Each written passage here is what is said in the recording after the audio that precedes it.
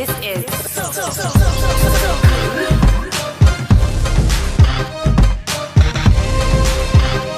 Right now, I'd like to call upon Dr. Lula Mariano, Deputy Representative for UNICEF.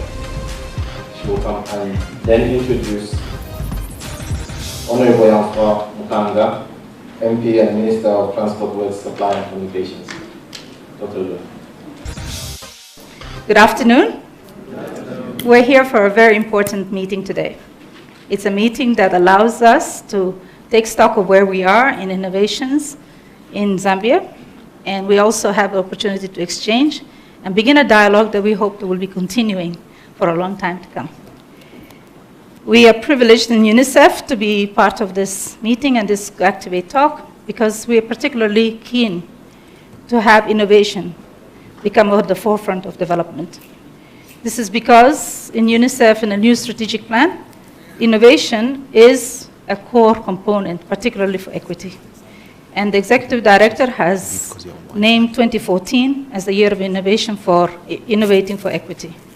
This is to celebrate the 25 years of, after the 25 years of working on the Convention on the Rights of the Child.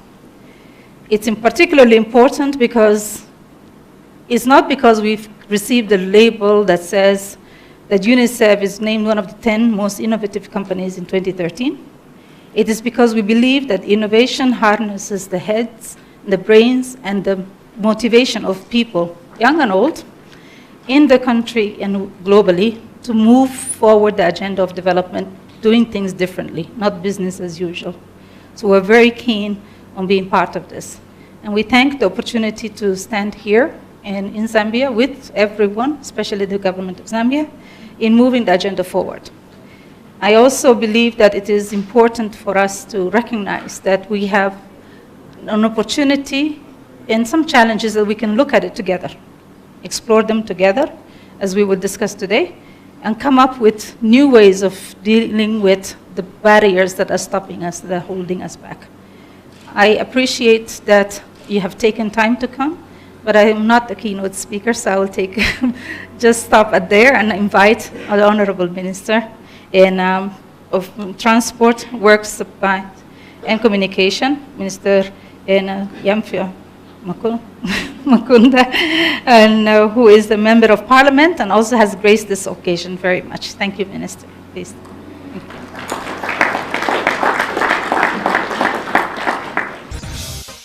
The moderator, the panel of discussion, the viewers, local and international, distinguished ladies and gentlemen, I feel greatly honored to be invited and to be here and discuss the role of government in promoting and facilitating innovation in Zambia. The government of the Republic of Zambia recognizes the need to promote innovation in Zambia as it is a sure way to breaking the shackles of poverty. As a government, we are excited at the number of innovations that are currently taking place in the country to promote and improve the quality of life of the citizens. To illustrate this commitment, allow me just to highlight some of the programs that the government of the Republic of Zambia has embarked on to facilitate and encourage the people of Zambia to innovate and find easier ways of providing outputs. Through the education system, Zambia has developed policies that support early child education by constructing and upgrading of primary and secondary schools. The operational funds to these schools support research through the Junior Engineer, Technologist and Scientist JETS class established in various schools across the country. Further, in order to support and improve participation of students in these activities, government with support from cooperating partners has also introduced bicycles for educational empowerment programs, especially for the rural children. All this is in support of advances in education that will anchor innovative minds. Distinguished ladies and gentlemen, the government of the Republic of Zambia has also established institutions that supports innovative ideas by way of providing funds and technical assistance to foster innovations for the benefit of the people. These institutions include the Citizens Economic Empowerment Commission, National Science and Technology Council, and the National Technology Business Center, among others. Distinguished ladies and gentlemen, in the area of communication technology, government is increasing accessibility to communication within the country by the installation of additional communication towers in 169 chiefdoms across the country through the Zambia Information and Communication Technology Authority, ZICTA. In order to improve service delivery, government has introduced a platform on which it will provide products and services through electronic technologies. This is called e-government and will include such services as e-public service management system, government knowledge management system, that's the KMS, council management system, e-council, health information management system, EL, and school information management system, e-school, among others. Distinguished ladies and gentlemen, in order to promote engineering and construction in the country, the government, through the National Council for Construction, is training youths in various skills so as to contribute to the pool of innovative minds in the country. This is further supported by the Youth Empowerment Fund under the Ministry of Youth and Sport through the establishment of youth resource centers across the country, which offers skills training including entrepreneurship skills to young people. This allows the youth to access funds for various innovative and developmental activities or programs, thus improving the status of the communities they live or work in.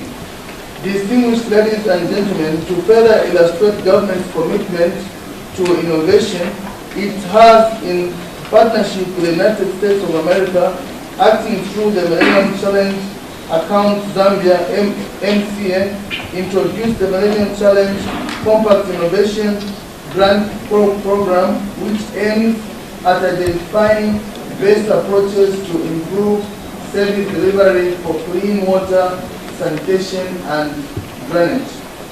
Further to this, the government is in the process of developing and building innovative and effective industrial policy institutions that will enhance industrialization and structural transformation of the country. These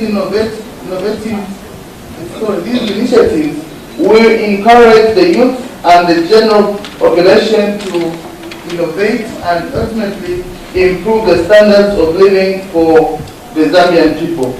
Distinguished ladies and gentlemen, the government is further establishing a Kaizen Institute to facilitate knowledge and experience sharing among stakeholders, especially the youth. The ultimate desire is to increase productivity in various sectors of the economy with attainment of efficiency in service delivery in the government system. The Kaizen is the Japanese model of development reflected as Kai, part of the Kaizen Kai, which means continuous, and then meaning improvement. Continuous improvement is the hallmark of development, and we all must strive to sustain our gains. Time is now when we need to take advantage of this conducive environment created by government so that we may have something to show at 25. Albert Einstein stated when he was referring to confusion, I'll quote, he says, confusion is when you do the things, one thing or the same thing over and over and expecting a different result. End of quote. And I would say that we as government would want to do things differently and want to do things better than before so that we can expect not only a different result but a better result. With these few words or few remarks, allow me now to officially declare the meeting opened, and may the Lord richly bless our President, bless our land, and bless us all in this Jubilee year. Thank you very much and good listening. Thank you.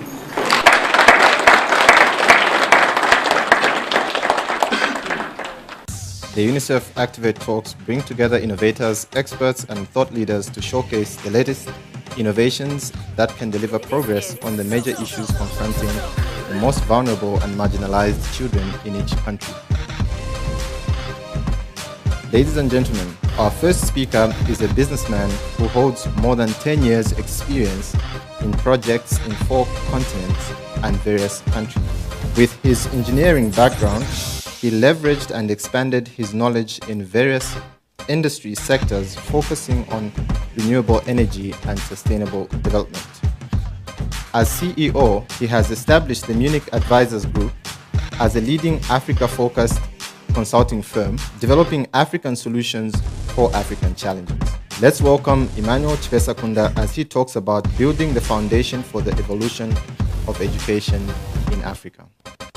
So, welcome, ladies and gentlemen, distinguished guests. I'm first want to thank UNICEF for giving me the opportunity to speak today and actually describe my project, which is named Building the Future Africa.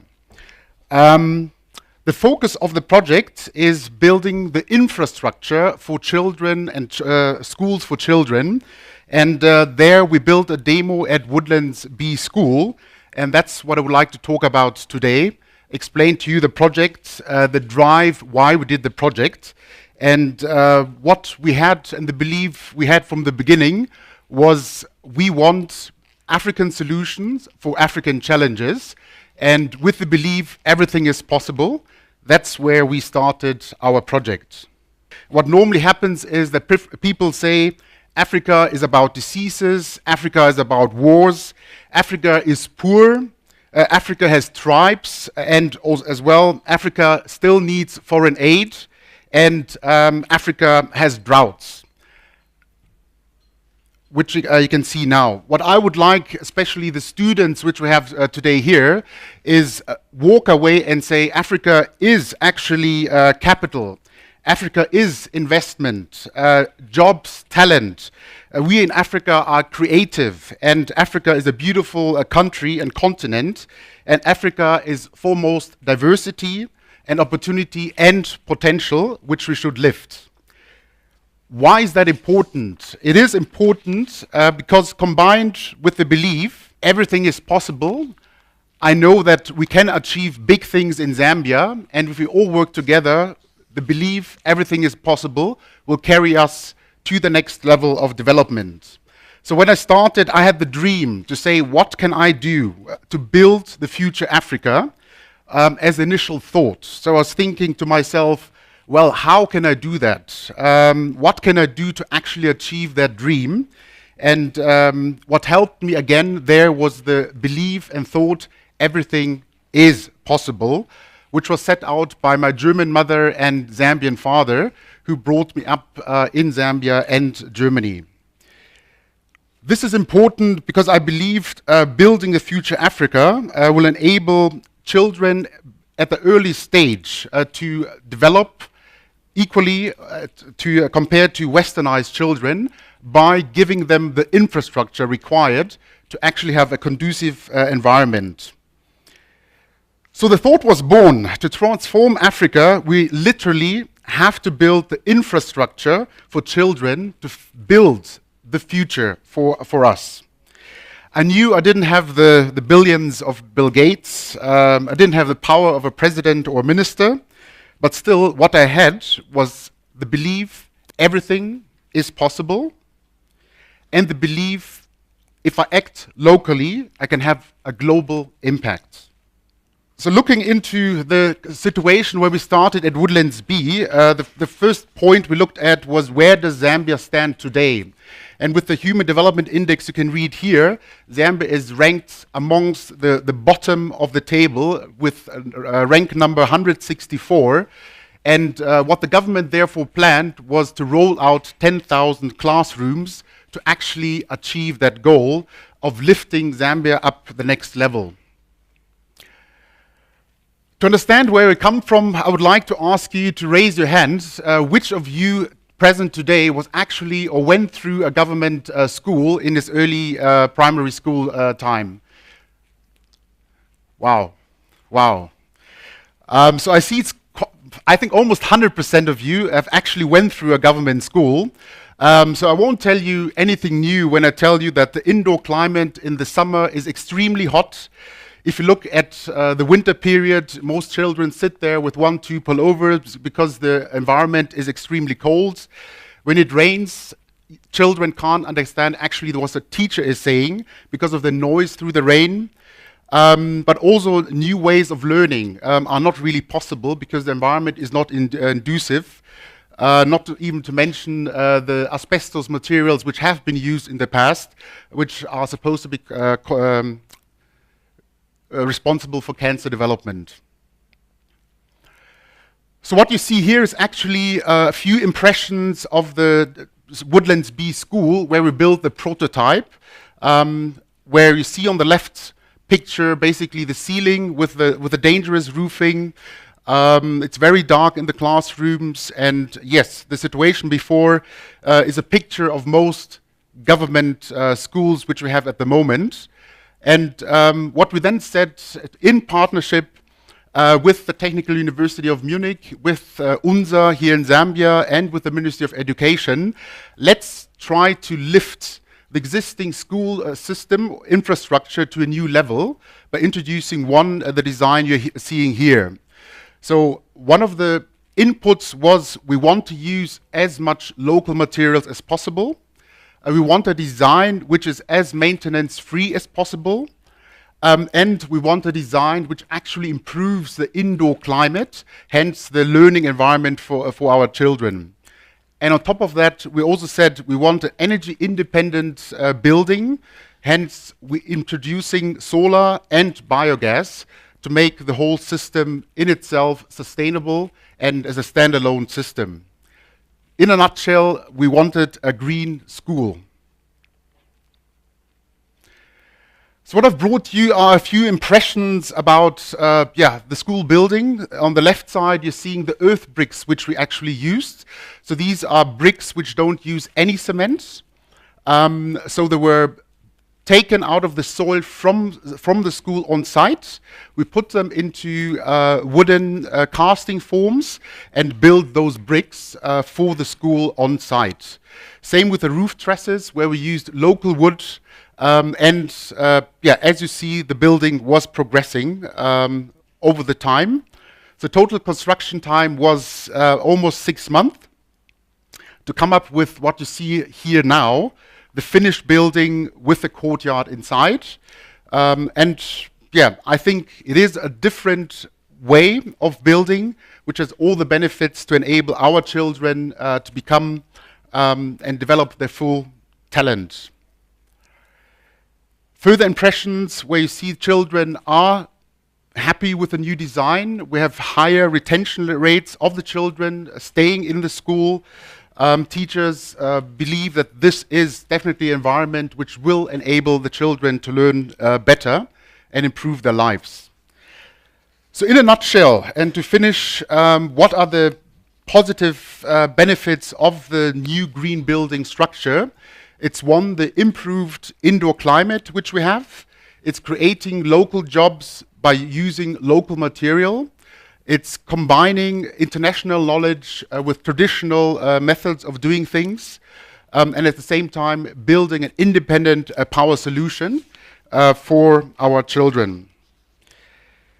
So my closing remark, I would like to close with an African proverb, which says, if you want to go quickly, go alone.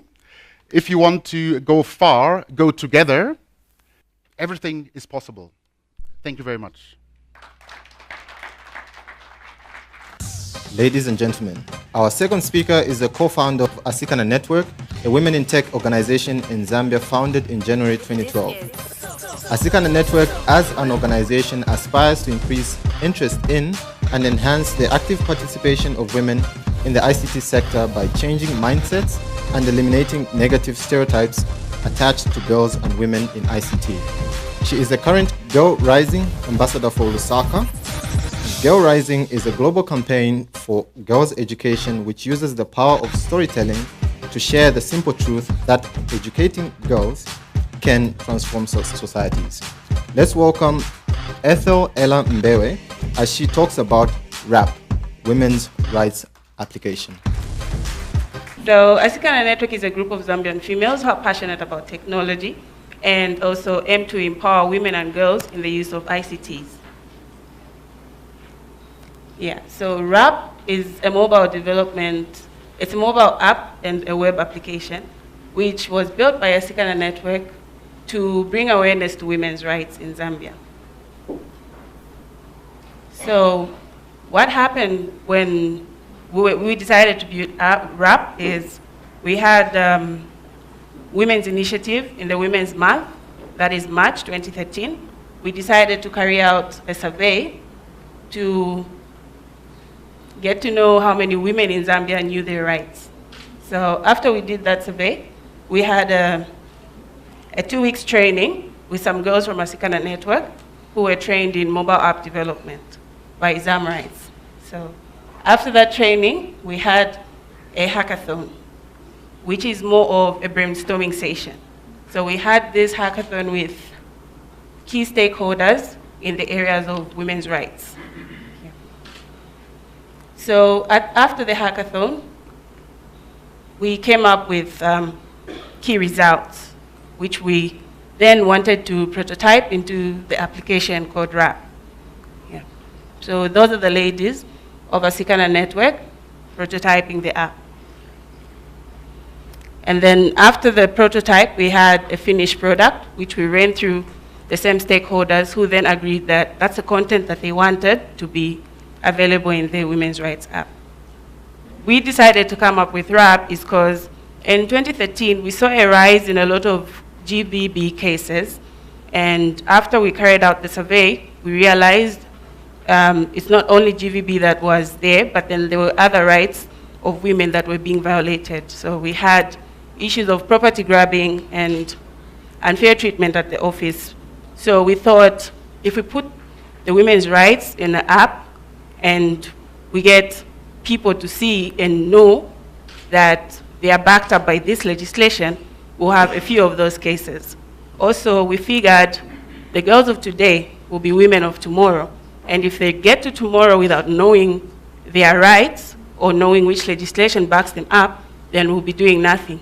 Just as the minister alluded to at first, if you keep on doing the same thing and expecting different results, nothing is going to change. Thank you.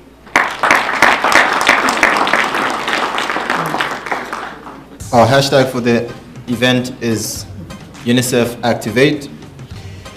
Our third and fourth speakers will co-present a project called Zambia U Report. As a 20-year-old youth activist, the first co-presenter has demonstrated outstanding leadership skills and passion in helping other young people become agents of change. He is a co-designer and champion of the Zambia U Report Youth Engagement SMS platform. He has been a youth representative and speaker at various international events in South Africa, Belgium, at The Hague, and gave the keynote speech at the Maastricht School of Management second annual research conference in Holland in 2012. He is pursuing his undergraduate degree in environmental studies at the University of Zambia and currently serves as Zambia in-country coordinator for the Voices of Youth Connect, a UNICEF global network for in-school and out-of-school youth activists and global citizens. He is also a co-founder of a youth-led radio foundation called Agents of Change Foundation. Let's welcome Brighton Mukupa Kaoma.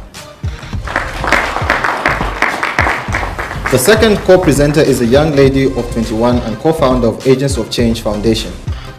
She has, in the last 4 years, worked with UNICEF Zambia on various projects, including the Unite for Climate program as ambassador and youth facilitator. She is an avid U reporter and currently serving as in-country coordinator of Voices of Youth Connect, a global online platform that aims to connect young people by encouraging them to brainstorm and share their views about various challenges they face in their communities.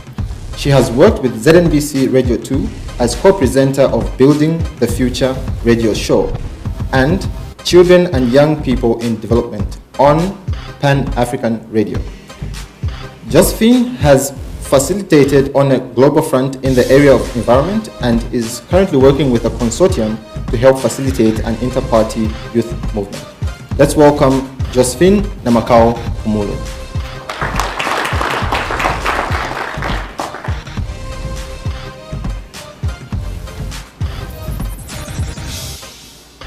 Thank you so much for this opportunity.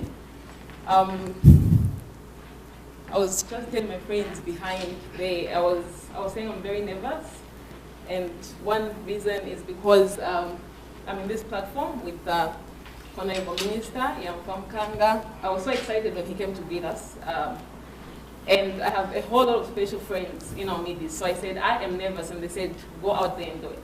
So thank you so much for the opportunity. Again, I'm Josephine Namakao Kumolo.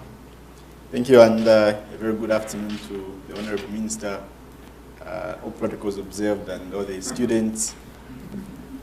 My name is Brighton Kaum once again. I'm a youth ambassador for UNICEF, and also I'm going to co-present this presentation on Zambia Report, which is an SMS-based platform for young people to interact and learn more on issues to do with HIV and AIDS, as well as sexually transmitted infections. So pay attention, please, because we have a lot of very good prizes to give, because we'll ask questions at the end.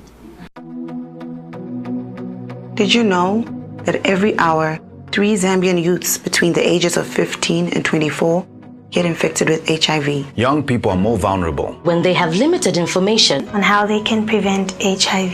That is why we need you to report. As a U reporter, I can text my questions on HIV and other STIs. Trained counselors will respond and help me. I will know and benefit from available services near where I live, all for free. So I tell my children. And I tell my country. To tell all young people. To sign up for the U Report, all you have to do is SMS the word JOIN to 878. It's free. It is confidential. More than 20,000 Zambians have already joined. Join U Report today. U Report is a free, youth-friendly SMS information service on HIV and other STIs. U Report, your voice matters.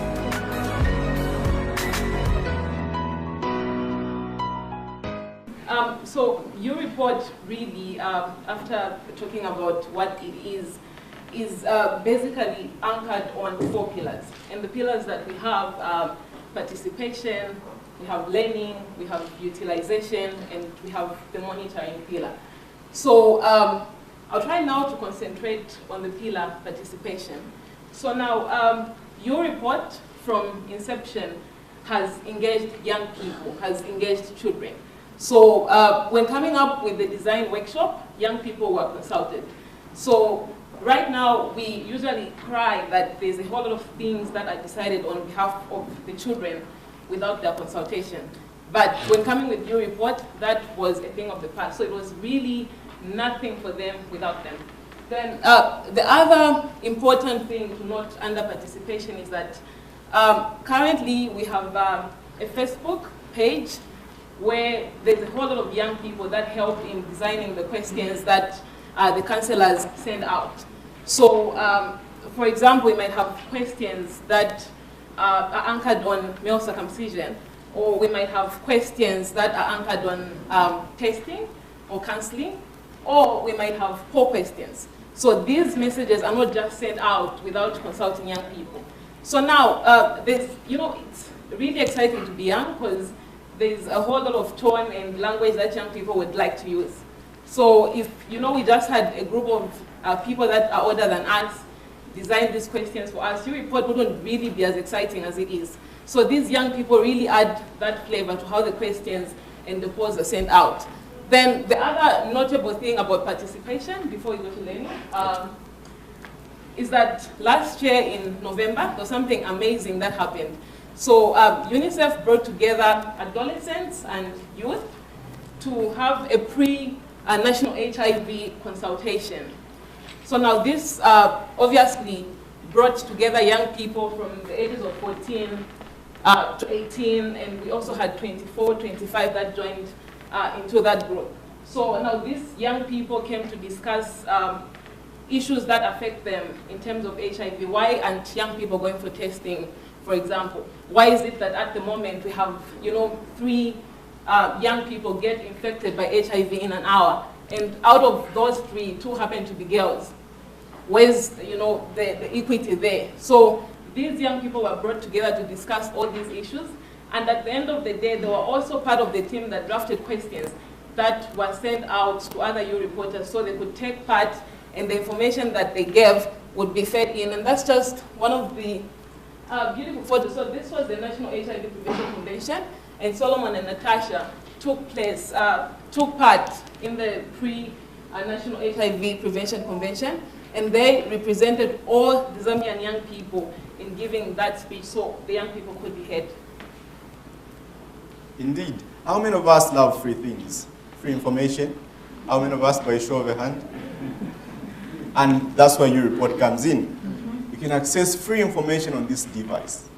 It doesn't need to be a BlackBerry like mine. It can be a 3310 or any other phone, but you're receiving free information. So Zambia Report gives you an opportunity to interact with trained counselors, HIV and AIDS, as well as sexual and reproductive health counselors, who give you information which is more personalized, confidential, and free. So as you interact with your reporters, you get to ask questions on issues that matter the most to you, but they have to do with HIV and AIDS as well as sexually transmitted infections. So when you send that question to a trained counselor, you realize that they're going to give you feedback right there and then. So when they give you that feedback, you'll be able to also share that information with other young people in your community. That's how you get to learn a lot of things via Zambia Report. I used to tell my friends that at university, we debate a lot in our rooms. Instead of calling them living rooms, we call them debate rooms. So most of the times when we discuss and we don't reach a mutual consensus, we consult Zambia Report, provided the discussion, or rather the debate, is about HIV and AIDS. That's simple. Okay, so the third pillar that we have is utilization. So again, that's a photo of Josephine that was taken a year ago, and that's Brighton and Peter. And there's really something amazing about this pillar of your report, utilization. And really, this is where I draw my strength. And I oftentimes share with people how I decided to really pay attention to your report. So I became a EU reporter, obviously, in 2012, in December. But then I thought it was just that thing, well, just get my phone and sign up and, okay, I'm a EU reporter. I didn't really realize the importance of this platform. So it was until EU report came to Lusaka, when it was launched early last year, that I decided to really pay attention. And there was this striking day when I received a message, and in that message, they were asking if I had been for testing. So I said, well, yes, no. So, and it was really scary for me because I have been for testing many times. But then I just said, okay, yeah. So they encouraged me to go for testing, and they gave me the local clinic or health center I could go to in my area, which I did. So when I got back, and obviously at the local center I received good treatment. We all love that. And I was helped to calm down. But when I got back, I sat with my friends, my male friends, and we're discussing soccer and forgot about everything. So we saw a person pass in my community wearing a EU report. And for me, that was something that was striking, because I come from an area where, you know, information, like many young people there think, okay, information can't reach us. Information should be there, where there's Upper Mwamba and everything. So I was surprised, I was amazed, I was happy to see someone in a EU report t-shirt. So I approached the guy and asked him, and he told me, oh, I got the t-shirt from a brother. So it was then that now I engaged my friends I was with to also sign up for EU report. And from there onwards, I used that opportunity. I looked at my community and said, there's a whole lot of young people that need this information. So I decided to stand up and say, I'm going to be a EU reporter, not just by name, but a EU reporter who is going to make a difference a U report who is going to get a whole lot of other young people to sign up, a U report that will make sure that we have 50-50 registration as opposed to what we have now, because Brighton is beating me and he keeps saying, okay, we have more guys than girls, something that's sad. So I decided to really work hard in my community. That is why I love this pillar utilization. Exactly. Your report also gives you an opportunity to find the nearest HIV testing and counseling center in your area. So you can send an SMS asking where you can find the nearest HIV testing and counseling center in your area.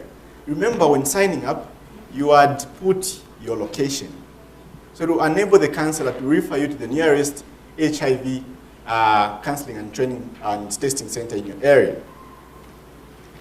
Then that information that you feed in, because of course, there are also times when young people are also asked to answer certain questions. So for instance, a poll might be sent to 5,000 young people who've signed up for your report, asking if they had gone for testing, for instance. So when that information is fed into the system, that information is also consolidated and used when making policies. So when policymakers are devising policies, the information from your report is also utilized in that manner. Okay, so before, our presentation was pretty short, but before we go, we played the video, and we want to know if people are paying attention, including the minister. Everyone, this is a challenge. You have a prize that will be giving away. So who signed up for your report? Okay, who signed up? Okay, so we need, you signed up? The lady in the back. Do you want to come to the front? Thank you. Or even from there, can you tell us how you managed to sign up? I had to say join to 878, and it was free. After then, I received request which invited me to share my age, location, instead. After I did that, then I became a new reporter. Awesome. Okay. See us after this presentation. We have something good for you. Why do you think it's important for you to send your correct age and location? Okay. No, I think. Yes? The gentleman in pink. Good afternoon. My name is Noel, and I'm actually part of the Aging for Change Foundation. The reason why you are required to change your age, location, and your sex is because first, the location is for referral purposes.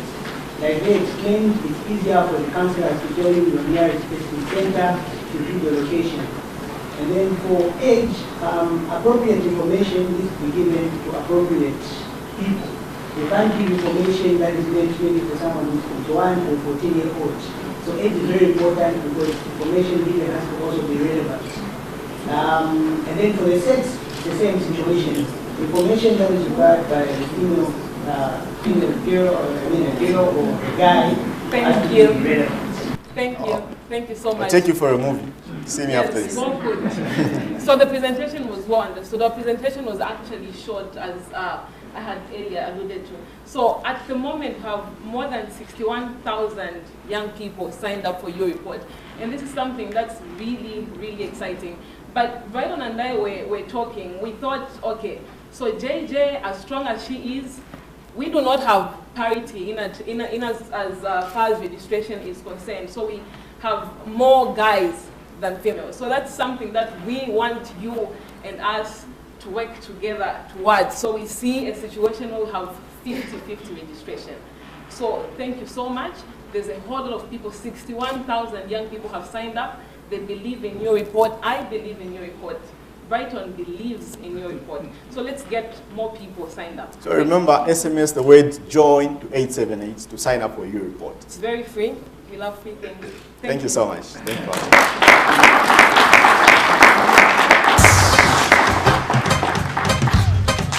Ladies and gentlemen, our final speaker came to Zambia in 1985 after a background in commercial IT in the UK in order to work at the University of Zambia. During his 12 years there, he was part of the establishment of Zamnet, a campus company, which was one of the early internet service providers in Africa, and which he ran for its early years. He then founded AfriConnect out of the UK, which provided satellite-based internet services largely to remote areas around Africa. And then in 2005, he started AfriConnect in Zambia. As a high-speed wireless-based speed, now the largest such provider in the country, the company was sold to Vodacom in 2012. He now runs iSchool, which he founded to provide comprehensive multilingual primary education delivered via a low-cost tablet computer. Let's welcome Mark Bennett as he talks about iSchool and ZUI.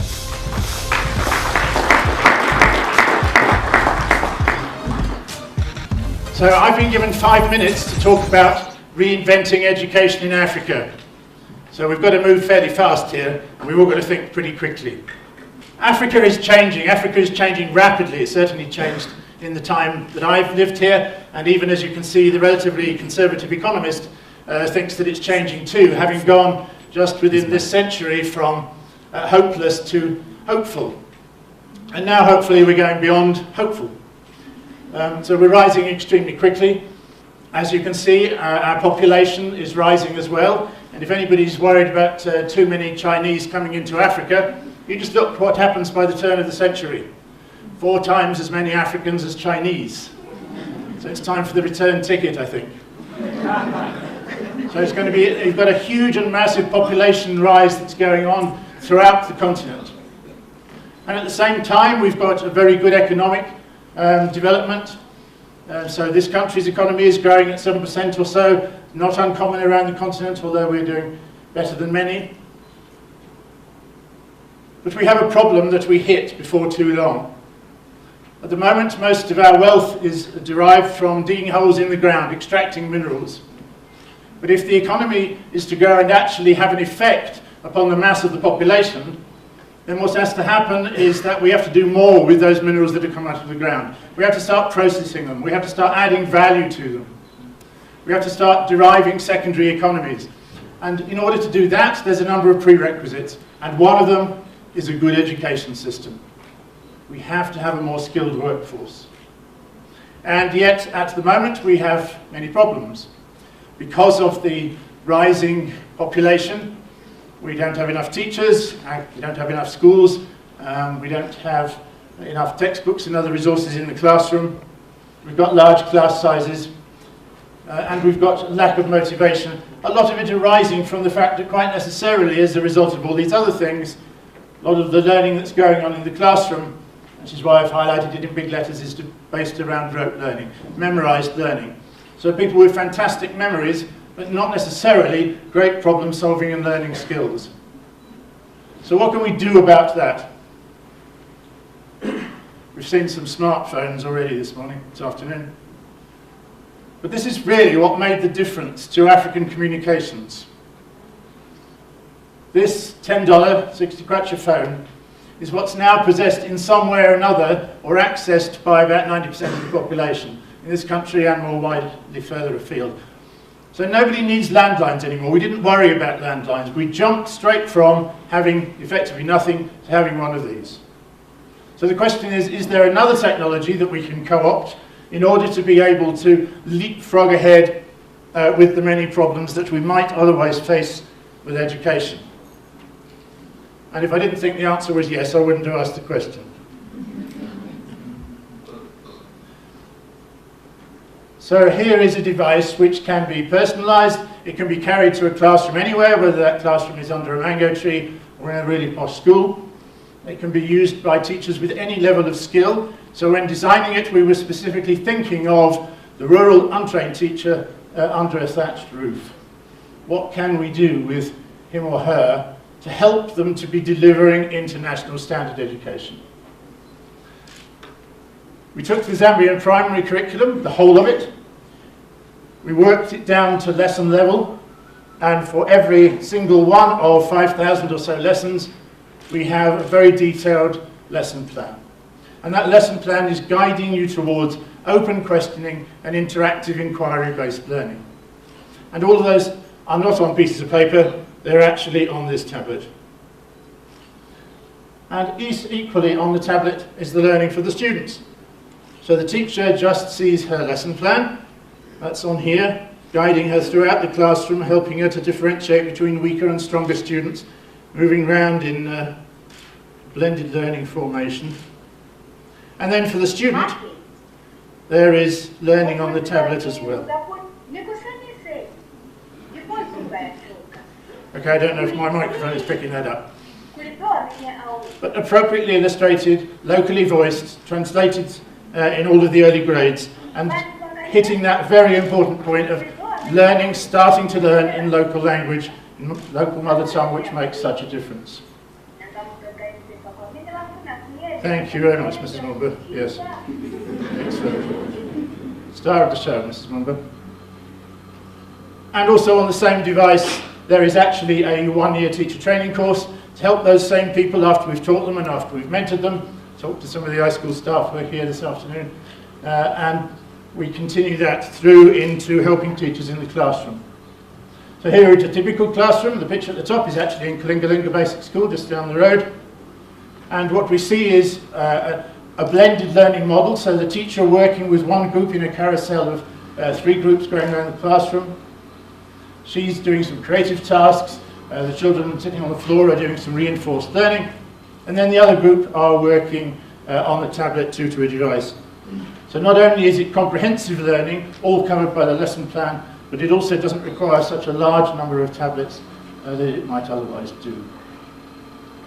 With that objective, that at the end of the day we are trying to help the children through a lot of interactivity, a lot of questioning, to be able to think and to solve their own problems, find a new way forward in life, and to keep changing their skill for the new economy, wherever that skill is needed. There's an awful lot of other things on this EduPad as well. It's all fully preloaded. You don't need internet connection, you don't need anything else. It's all sitting on a device, including all of those things you see there. And is it working? The tests that we've done over nearly 4 years now show that the answer is yes. It does improve numeracy, it does improve literacy. Very importantly, it improves critical thinking skills and reduces absenteeism as well. And all because, of course, fun is what learning is about. So they are having fun. And without having built new classrooms, trained more teachers, required power or anything else, everything happily will run off solar power, whether it's a big solar power outfit or a small unit like that. Is fine for one of those tablets. And at the same time, because we are putting tablets in the village, and as the Minister alluded to in the form of e-government, there are opportunities now in order to be able to allow people to do farming and adult numeracy and literacy, health work, and many other things on here. And they can do that either via the tablet or via their smartphone. So just as everything is available on that tablet, so actually even on a low cost, sort of $40, $50 smartphone, we can see the same sort of things happening. Everybody will ultimately get a smartphone, and the important thing with it is that it doesn't need any degree of literacy, and as was mentioned just now, you can navigate it by picture and it will talk to you in local language. And so if you've added health and you've added numeracy, you've added literacy and so on in there, we've made a huge change. We are now exporting this to the rest of Africa. A Zambian export, because there are a lot of people interested in doing the same things in many other places. Education can change, and really we do have the opportunity for the first time to use a new technology to leapfrog over everything else that has got in our way in the past, and to make huge changes to the way that we think about learning, and we can be ahead of the rest of the world in actually delivering this new style of learning. Thank you.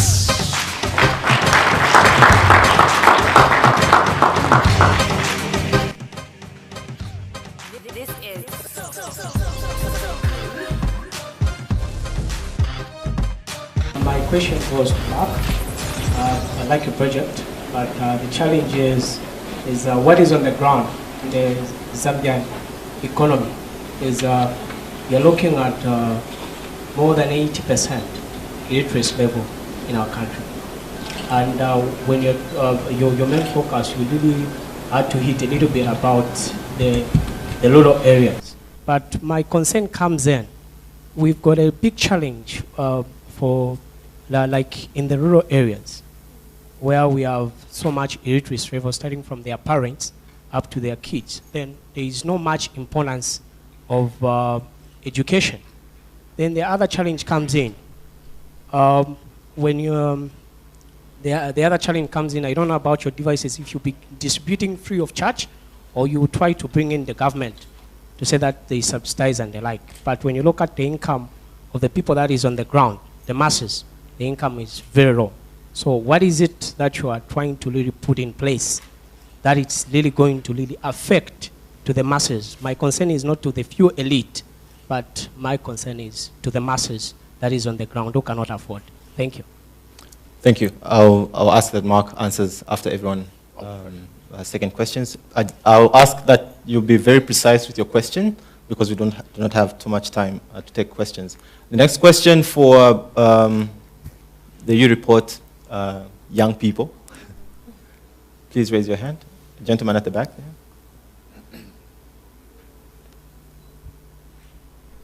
Thank you. I'm Brian Kayongo.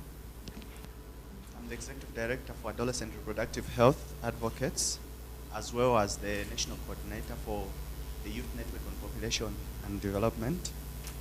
I also work closely with Zingo on issues of child protection. Could you speak up a bit more? Thank you. Okay. My question goes to Bright and the colleague on your report. I think since this was launched in Western Province, we tried to integrate it in schools where we're working with 40,500 young people, especially with the peer educators. But the challenges that are coming out are that there's no instant answers coming. They would send to the number, but then they would get the feedback later, maybe the next day. But then when we were teaching them, we were saying it is actually an instant, they would actually receive instant feedback. And that they would use that when facilitating sessions, such that if they get a complicated question, they would actually send and get feedback and also give to the colleagues. So where is the problem in that?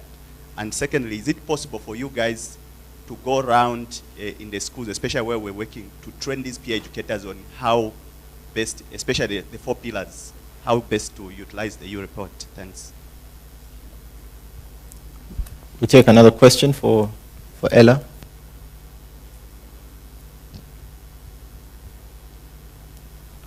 Sorry, I meant to, it's one question per... One question per Okay, per I'll come speaker. back again. Then. All right, thank you. Question for Ella with us, the RAP application.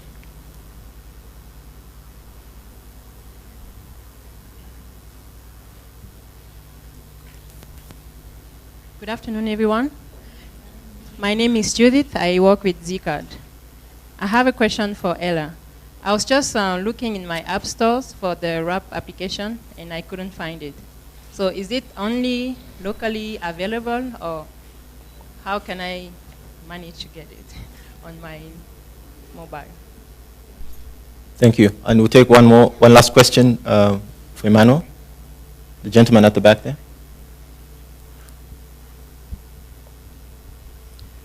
Thank you. I'll still come back though. Quick one. It was a beautiful presentation you made on the ideal kind of a classroom, especially that I've been to many schools that I've seen. And I just wanted to find out how much does it cost to have such kind of a building like the one you showed to us? Because I think sometimes we may be saying this is an ideal situation, but then maybe the cost of building it may be even much more than the cost of buying the textbooks, if you ask me. So I just want to find out how much does it cost to have an ideal classroom like the one you showcased to us. Thank you. Thank you for your questions. Mark, you can answer the question. Thank you. Am I on, or I need to on. shout? Fine, thank you. It's very important. When we designed iSchool, we specifically designed it for the rural population. It is not for the privileged few, although the privileged few are welcome to buy it. And that helps, or can help, to cross-subsidize the rest of the country. Of course, we have submitted a request to government for next year's budgetary funding, and it's very pleasing to see both the Permanent Secretary and the Minister here. So obviously we would like to get it into the government system, but whether it is or isn't, the sustainability part and the affordability within the rural communities is extremely important. It's why we've also built in community facilities to the device. So you can do adult numeracy, you can do adult literacy, you can do financial literacy. As part of the farming and health systems, there's other wraps coming in there. So because there is internet on the device, although you don't need to use it, you can use email, you can do browsing, you can do those other things for which the school can then charge. But also, if you are, for example, finding out that you've got a problem with your maize crop, or you're wanting to sell your goats, those are other opportunities that you can do with the device. So you can learn, we've got about 150 lessons so far on farming. You can learn about what the diseases of chickens are, but also deal with getting that chicken medicine to the school and having the school become a centre of economic activity in the community. And really that's what needs to happen gradually as we build up, that there is sustainability coming in the use of the devices, not only by the children, but by the wider communities. We have also set up our own small microfinance company in order to be able to lend money to schools and pay back over a long period of time in very small amounts, because we think that's important as well. So for community schools and those that may not get support from the government in the same way, that's going to be an important element. So we are trying to do whatever we can for that sustainability component, whether that's a deep rural school that needs solar power or it's a school in one of the high-density housing areas around town and so on. That is very important, but any ideas further would be very welcome. Thank you, Mark. Brighton and Josephine, there was a question, I think, about response times and getting the right answers on the platform. Thank you so much. Thanks for the question.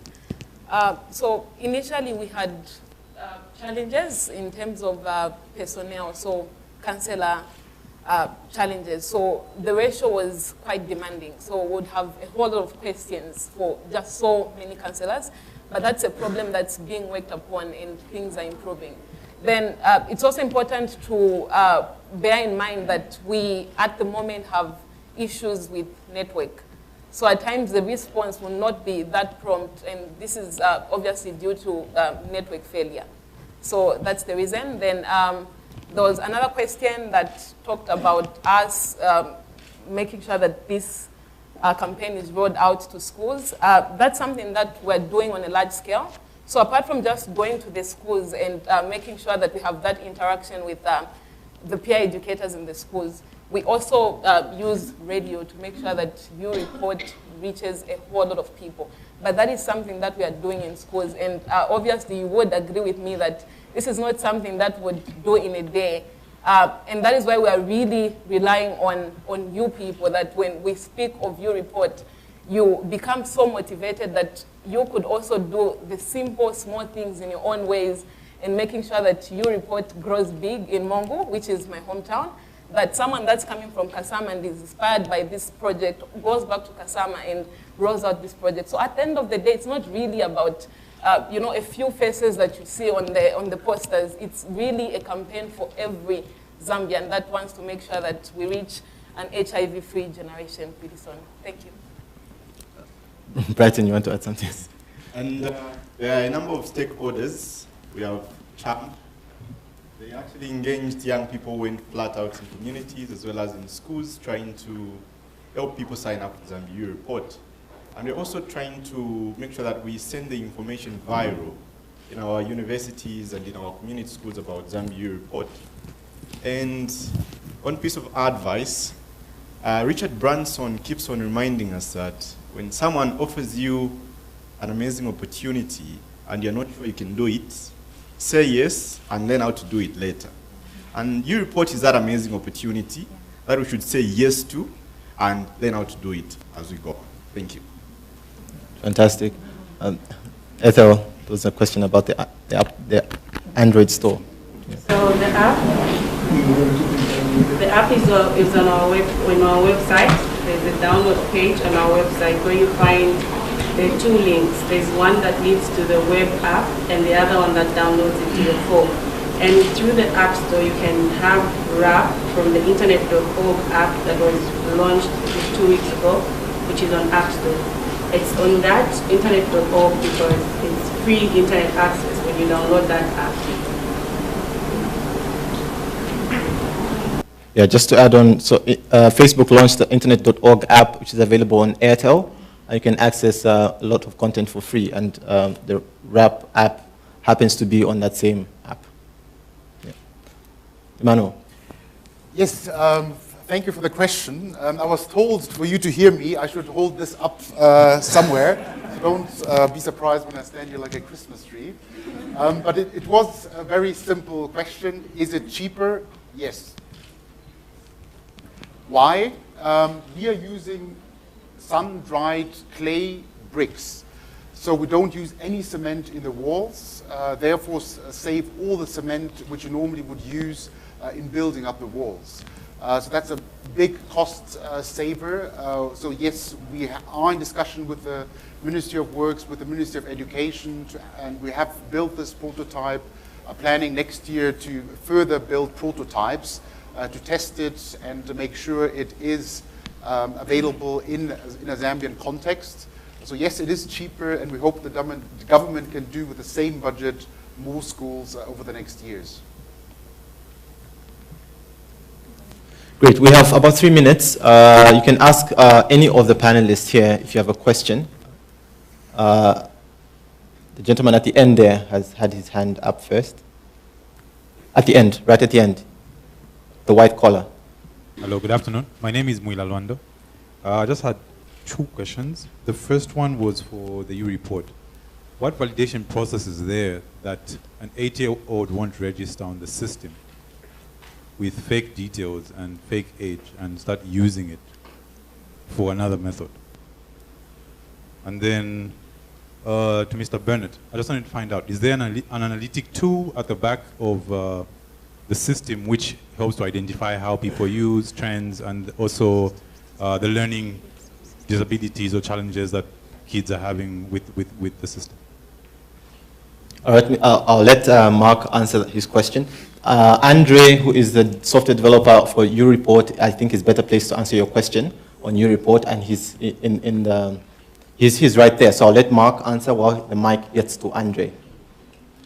Thank you. The answer is no at the moment, because if you looked at the picture of what's happening in Kalingalinga School, you'll see that the children were sharing the device A1 between 2, and then it moves around the classroom. So actually we can't get the children to log on and we can't monitor their progress. We are at the moment building a back-end app for the teacher so that we can see which lessons the teacher is going through and in what order and on what date and so on, and then that information gets sent to the headmistress and onwards as appropriate. And certainly once we get to the stage of children sharing less, then we can do that, and we would very much like to do that, because then we can send messages back to the teacher of such and such a pupil is requiring help in certain area, and their learning can be adapted to their development. So it's a good question. Andre, you can just introduce yourself and then answer the question. My name is Andre Lefa. I'm a developer on Zambia report. So to take your question on how we ensure that, for example, somebody underage does not sign up. Unfortunately, with the technology we're using, that's simple SMS, we cannot verify that the details are correct 100%. What we do, though, is that to ensure that the messages going out are not explicit, for example. So even if it's an 8-year-old, a 9-year-old asking a question, we have comfort that the answer they are getting isn't sort of going to corrupt their morals, if you may call it that. And just to sort of add to that, you also have to think about the reason an 8-year-old is going to get a phone and send a question. Maybe they can't ask anybody around them, and they feel the only people where they can get information is through your report.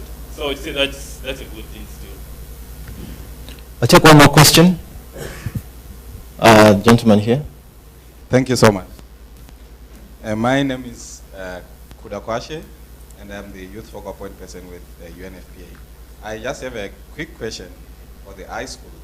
I don't know if this is the appropriate time to ask this question, but I wanted to know if at any point, if there are plans to integrate sex education or reproductive health and sexual rights education with the modules that you are loading in that page.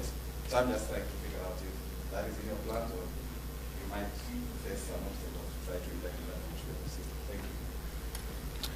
Thank you. Yes, and it actually relates to the last question that you were asking. We cover everything in the primary school curriculum, and therefore we do cover a lot of issues of growing up, if you like, and disease and so on. In grade 3, you're learning about malaria and dysentery and cholera and typhoid and so on.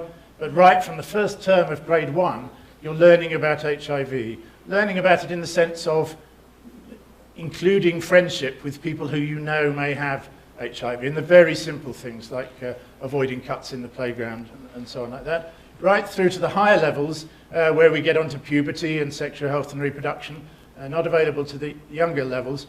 But importantly, we think that when the children are sitting there, two to a device or one to a device, and with their headphones on, that they will engage with that content in a way that may not be so easy for the teacher to deal with. So when we're looking at girls' rights issues and we're looking at early marriage and so on, which we deal with, it may be harder culturally in a larger classroom context of 80 children to deal with that. But where it's one-to-one or one-to-two, it's much easier. And so we do find that some of those issues are getting actually well discussed. Thank you, speakers. You can take your seats now. Ladies and gentlemen, let's give a hand to our speakers. There is a cocktail right after the event, so you have a chance to meet with them and ask them questions if you didn't get a chance to do so. The next part of the event is a panel discussion. This afternoon we'll explore ideas on how to improve the innovation ecosystem in Zambia in order to create a more conducive environment for innovating for and with children. And it's important that the with is included in that statement because we cannot just leave the children out of the innovation process. It's how do we take into consideration the views of the children. And your report is one good example where in the creation of the software itself, young people were involved, of course, in various workshops. But it wasn't just a formality. Their views were taken into consideration in building this amazing platform. And when we look at the ecosystem, it's a very big picture approach. The question is, how can we work with the different players in the space in order that we can meet our goals as well and meet the goals of other players? Now, in the innovation ecosystem, there are, of course, different players, and research is one of them, education, intellectual property, commercialization support, startup support, entrepreneur development, regulatory environment, and of course appropriate incentives. That is why even on our panel we've got a representation from various individuals, namely of course from the Ministry of Education, from UNICEF Zambia, from some of the other organizations that are working, you can say, from bottom-up approach, Asikana Network and Bongo Hive. I remember one of the concerns when we were putting together this panel was whether we had enough women representation on the panel. So it's good that Dr. Hamid is not present today. That way we can at least have a more balanced panel. All right, so just to get straight into this, and welcome. How are you doing? You're doing great. Yeah, just trying to make you as comfortable as possible. The first question is about your work. And what do you do and where do you see yourself in the innovation ecosystem in Zambia? And we'll start with Dr. Lula. Thank you very much. I work with UNICEF, and as I alluded to earlier, UNICEF is very keen and considers innovation to be central to development and particularly to the promotion of equity and child rights. It also, UNICEF is an organization that also values youth and child participation, and this is an opportunity to harvest and harness all their intelligence, capacity, creativity through platforms that they're more familiar with than those who are gray-haired like myself. So really we are, with UNICEF, very keen on having innovation become quite central. But it also, on the serious note, in the post-2015 agenda, innovation will have to come also more to the forefront because the post-2015 agenda requires that we have stronger social accountability mechanisms. And platforms like UReport, SMSing, and others that we will hear about show that that becomes a quick, rapid, real-time monitoring systems for things that we know, service delivery, lack of access, and also redress so that it becomes the knowledge that becomes power, but also becomes action. And that's, for us, very important. Simunza, what are your views? What do you do? Oh, great. So I'm involved with an innovation and technology hub called Bongo Hive. And what happens with this hub is that we provide support for entrepreneurs, and largely entrepreneurs that are involved in web and mobile technology-based innovations through three vectors. One is an affordable workspace through a co-shared working space, training and experimentation space in which they can develop solutions, look for solutions, or come across problems and try to seek solutions to those problems.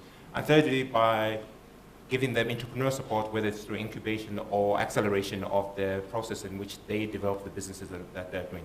So we address issues of employment creation, we address issues of launch of businesses to make it smoother for them to do, and a lot of experimentation with regards to creating solutions for local problems. Thank you. Dr. Patrick Nkanza, as Permanent Secretary of Ministry of Education, Science, Vocational Training and Early Education, you obviously have a big role to play in the innovation ecosystem. And you can talk about it. Yes, I work for the Ministry of Education, Science, Vocational Training and Early Education.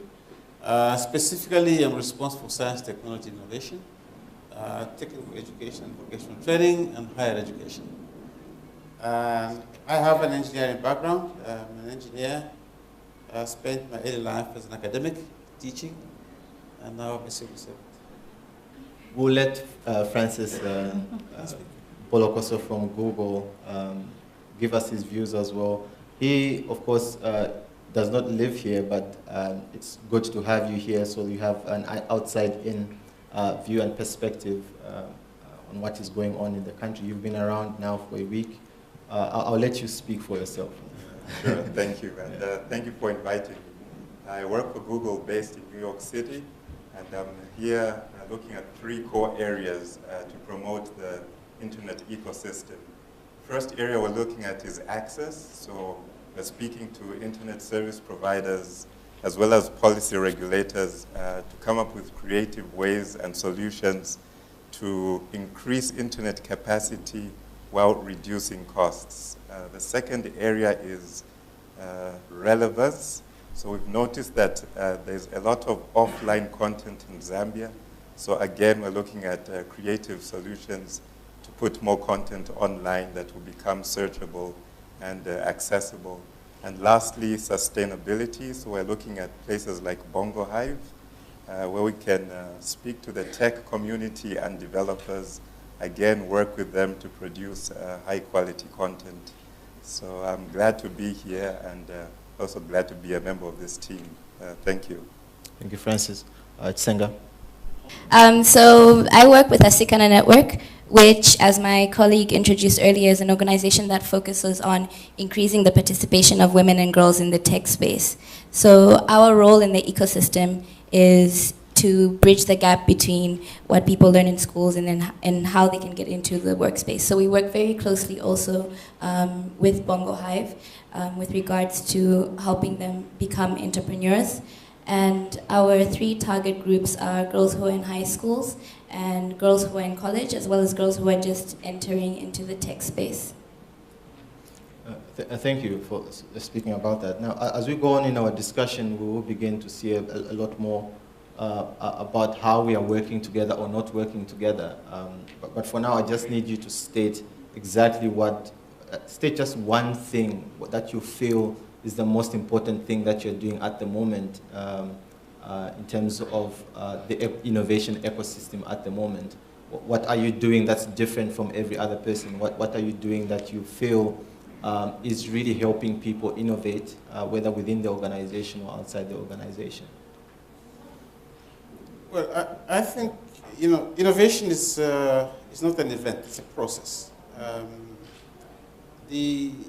I think we seem to look at it as the final end product, but that's the end of a whole process of learning, a whole process of creativity, and a whole process of problem solving.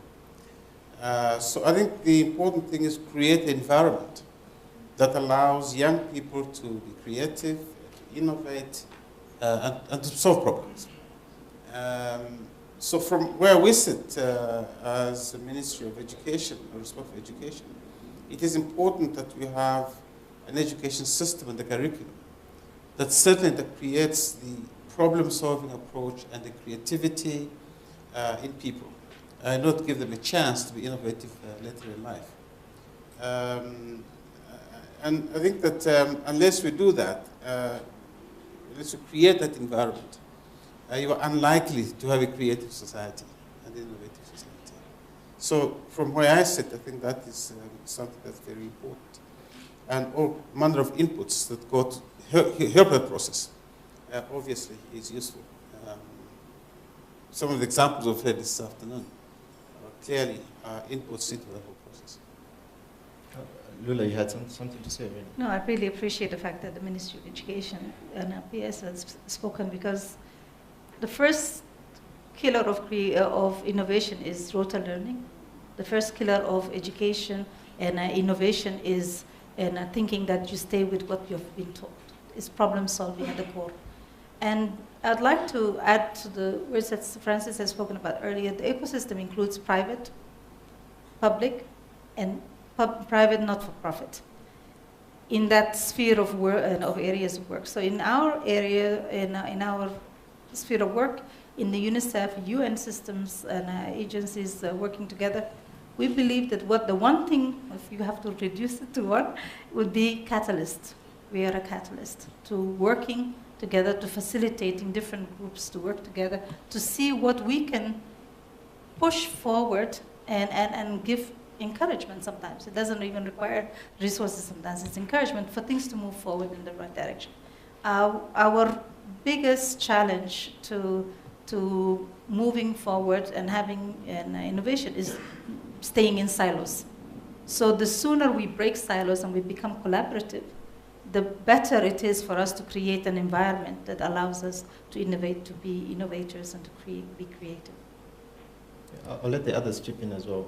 Well, from our end, what we can say is that with regards to, I love that you've talked about silos just now.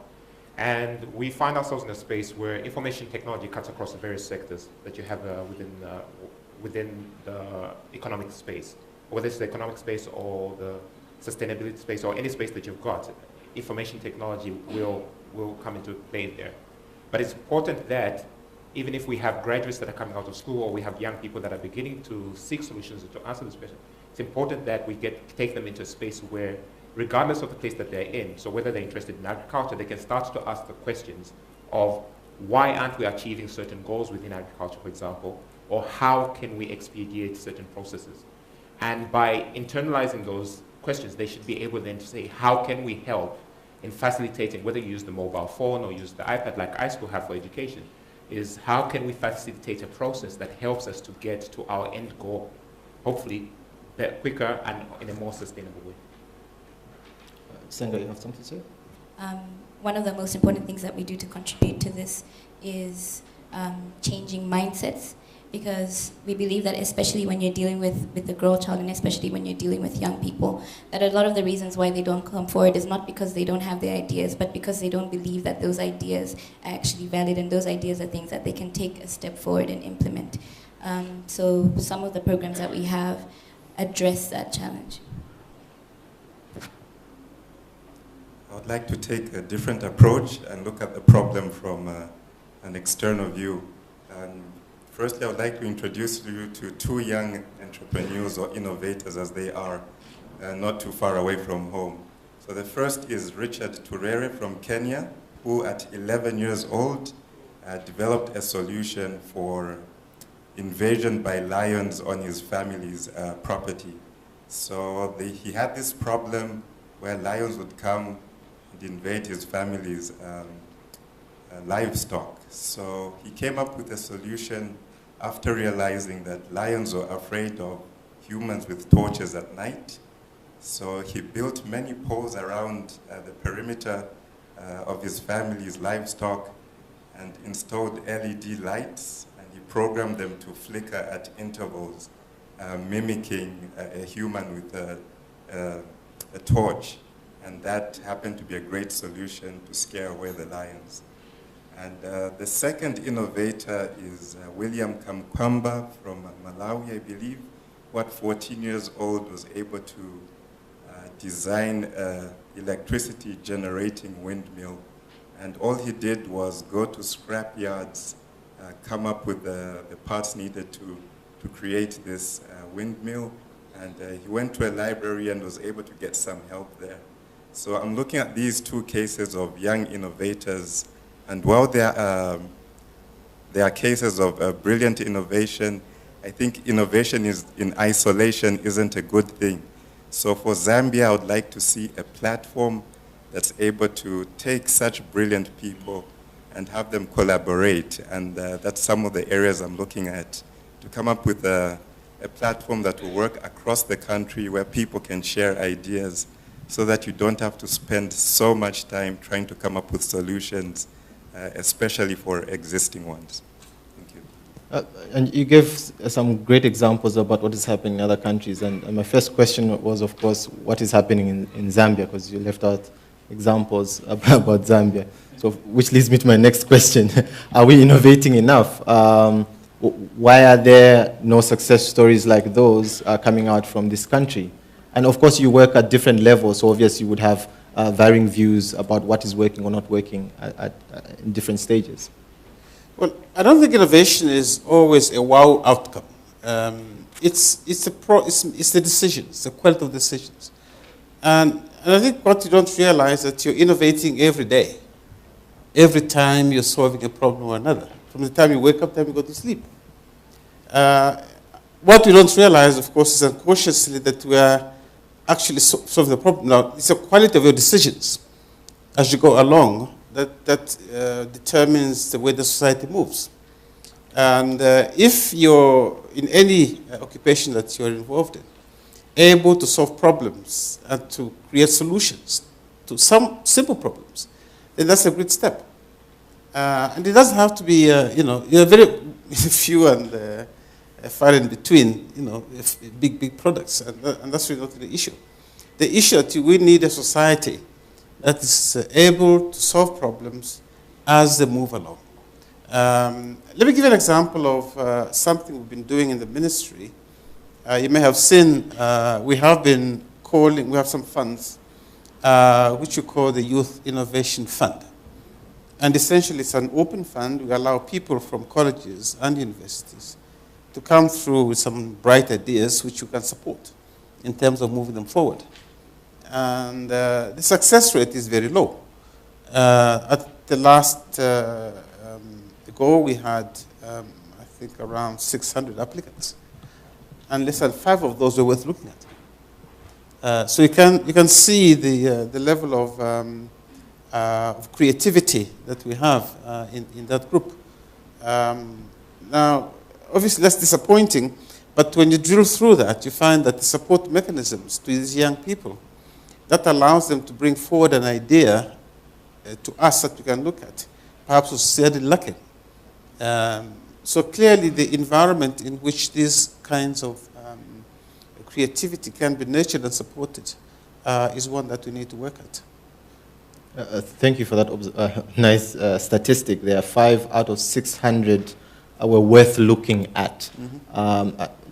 Simunza, maybe you can talk also about your own experience at Bongo Hive and working in the innovation system, especially with entrepreneurs who are working with technology. What have been your experiences in that space? Well, some of our experiences, and I love that the good doctor here has brought out some very good statistics with regards to college and university students that have applied to enter this fund. And I don't think, from our experience, we're not very surprised that the statistics would be that low. And I think part of that would be that our education, which I'm also happy to hear that we are addressing issues with regards to our education, which brings out rote learning. It stifles the ability of people, it brings out a fear to experiment, a fear of failure amongst our students whilst they're in university. So here's a very good example. If a university in its School of Science, for example, in your first year gives you an exam and then says that for the test that you're taking, you get 1 point for the correct answer, you'll probably get a 0 for not answering the question, and then you get a -1 for getting the wrong answer. if I realize that the potential of me getting wrong answers is going to be higher than me getting right answers, I'll not even attempt to answer those. And over the years, I then learned that I should not try to give wrong answers. I should not experiment if I don't know the answer. So you find that sometimes we get people who are given a task. So for example, when you have a hackathon or so on and so on, people are afraid to try, people are afraid to experiment, even when there's no teacher trying to mark them on that thing. And in the process of innovating, and I do agree that innovation is indeed a process, in the process of innovating, you need to accept the fact that there are times that you're not going to be able to get the result that you want in the 2 months that you promised yourself, in the 3 months that you promised yourself. But by trying and going back to the market and then coming back, going to the market and then coming back, and then finding the actual solution that for what actually works within Zambia is when you actually get a product, whether you want to take it to market, but a product that actually works with the Zambian people because you've tried it over and over and over again. Thanks, Munza. Dr. Mariano, UNICEF has done something different by opening, or they're going to open an innovation lab, which is, I think, the 14th in the world. Now, you are beginning to partner across different sectors, if I can say so. The partnership with Bongo Hive is the example here. What are your learnings already from that? Or what are your goals? What do you want to achieve with such a partnership? Because no other organization has done that in this country. And what can we learn from that? Yeah. Well, we're pleased to be part of partnerships because I don't think, as we said earlier, and I think every one of the panelists has responded to, none of us can work in isolation. I mean, it's rare when we do have. But there is also a nurturing environment. UNICEF is pleased that in Zambia we have the 14th lab, innovations lab globally. And so we've been named the 14th country that is actually starting an innovation. And that means partnerships, and we're happy to be partnering with Bongo Hive, with different groups, and including Google. Now, looking at ways of moving forward the thinking process, we recognize also,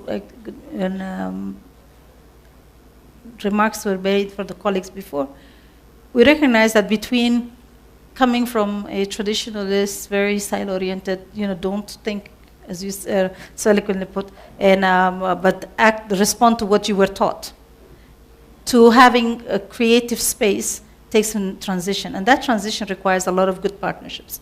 It requires for all of us to put our heads together and recognize also that failure is also a learning process, right? Failure in itself, it's, you really cannot figure out that it's worked well. But you need to have that space and the entourage, including parents or including teachers, who allow you to be nurtured.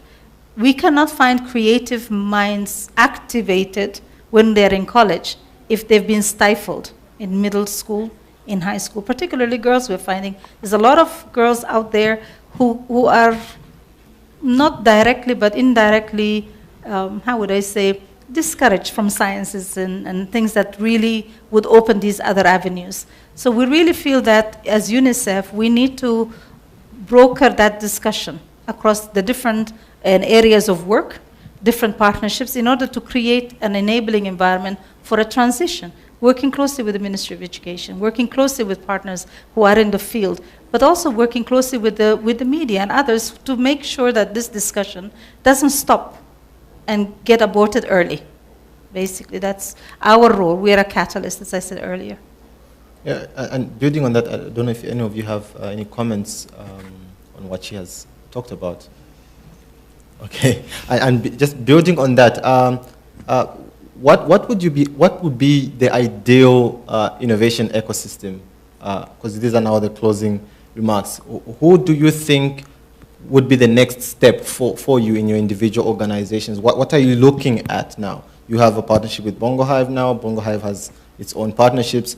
Locally, what is the next thing that you want to do in terms of partnering with different organizations? It could be something you dream of. And I'm asking this because there are a whole lot of partners here. So it's more like a wish list. Mark is there. You could say we want to partner with Mark.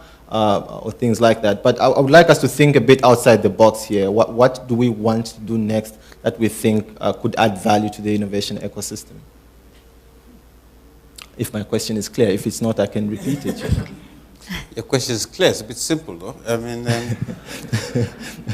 I don't think there's one silver bullet to solve the problem. I think it's a number of steps by many, many people. There is room for all of us to do something about the problem. Clearly, from where I come from, we have a lot of work to do in our education and training system to create that. And even just within that classroom, a lot has to happen. A lot must happen to the teacher.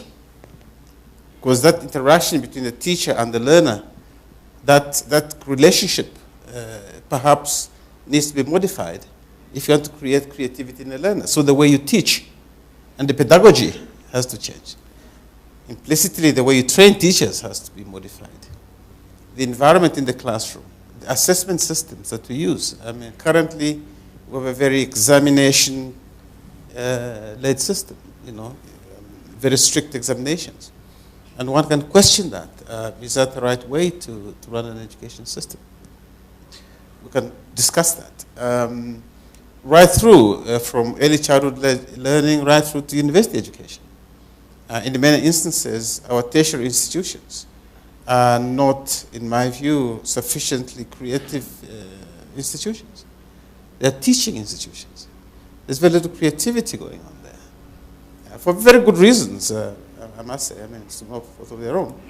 But the problem is still there. I mean, so right across the spectrum, there's work to be done. And around this, of course, you have all the good partners and stakeholders with whom we must create synergies in order to create that environment. So sorry, I said it was simple, but now you see it's a very complicated question. Exactly. And I was looking for concrete steps. Maybe the ministry has particular plans that they would share with the audience, if there are any. Yeah, well, certainly. I mean, I've just described a lot of problems, and across each one of these, there are some attempts. You will notice that early this year, the minister launched a new curriculum framework. And if you read that document, this is a significant departure from the way the system has been run before. We now have to roll that out and implement some of those issues. One that I think took a lot of interest is the one dealing with the teaching of local languages from early childhood education to grade 4. That was an interesting debate. But it was premised on scientific findings, and I think there's evidence to that. That children at that level and that age acquire knowledge better, participate better, if they are presented the materials and the problems in the language in which they're familiar, as a very basic principle. And I think what the EduPad has done exactly that. I have one, and I've gone through it. So, you know, at a certain age, it gives you the interaction in your local language. And that was a significant innovation, and a lot of people did ask a number of questions around that. But when you drill through it, you find that if a child at age 5 is presented with problem-solving opportunities in a language they can't understand, obviously, you have a problem. One thing is they might feel intimidated and not participate at all and withdraw. And that already creates a problem. However, if the problem is brought to them in a manner and language that they're familiar with, then their creativity can be motivated and worked upon and improved. So all those little things do add up. And one can do a lot of things. I mean, I can't go through the whole education system from the early childhood education to university education. But there are reform processes at every stage in order finally to create what I would call a knowledge and creative society through the education system. Thank you very much. Yes. Senga, would like to say something? Yes, I would. So our concrete next steps, of course, as everybody on the stage has alluded to, is to see more interdependency and closer linkages between the different players in the ecosystem. But we would like to focus especially on the young children, the young girls, and we would like to see more entrepreneurial thinking. We would like to see them being exposed to more entrepreneurial thinking from the time that they're young. So one of the projects that we're working on in Nasikana, which we do often, which we would like to scale up through the partnerships with UNICEF and iSchool, in this room are that we go to high schools and we speak to the girls and we train them in basic computer literacy. And because we believe early exposure is one of the most important things at this stage. If we're hoping, as you said, to have a knowledge society by 2030, the Vision 2030, then we believe that obviously we have to work as much as possible with the children now and with children in the future. And then the other thing we'd like to see more of is the inclusion of people in rural areas, people who are outside of urban societies, because it's easy for us to sit here and talk about innovation and talk about all these solutions without actually thinking about what ideas they have to bring to the table. And they're the ones who know most about what innovations can have a better impact in their own communities. So one of the things that we're doing to address that, which we're just starting, is a project where we're getting 10 girls from rural schools in rural areas and taking them for an expo in South Africa and then bringing them back and then getting them to then implement projects within their own community. So Mark, we're also hoping to collaborate with you because we'll need some ZU pads. But then just to wrap it all up, as Mark alluded to earlier, everybody is rushing towards Africa now. Africa is rising. Africa is the next economic frontier. And we're in a strategic position right now to determine what the next 50, 100 years be like, instead of us standing here and complaining about being taken advantage of for the last 50 years. So I believe that if all the different players collaborate, we can be in a position to turn this around and make it work to our advantage. Thank you, Dr. Nkaza. So Bongo Have is in the process of developing an acceleration program that allows people with ideas. Now remember, an idea is not a business yet. So if you've got an idea, to go through a process that allows you to test your idea and find out whether it's actually a viable idea or a marketable idea, and then go through the process of learning how to build the business model around the idea. So for example, we could work with the Ministry of Education, with the Youth Innovation Fund, for example, to find out which of the projects within here are likely projects that could become sustainable businesses if developed, and take them through the process of testing those ideas and then launching off the businesses of those ideas into the market so that there's a better success rate, as opposed to Simunza came in, wrote a nice paper, and then went and failed miserably because he didn't know what the next thing to do was, or he bought a double cab van as soon as he saw the money. Then other partnerships include other entrepreneurs that are here within this space, or other partners that are within the space that are interested in giving practical advice or practical help to entrepreneurs within the space, so that within this incubation program they get real world value in implementing these various projects that we come into that space. So that's something that we're very keen on developing. Thank you, Simunza. Dr. Mariano. Thank you very much. First of all, I'd like to start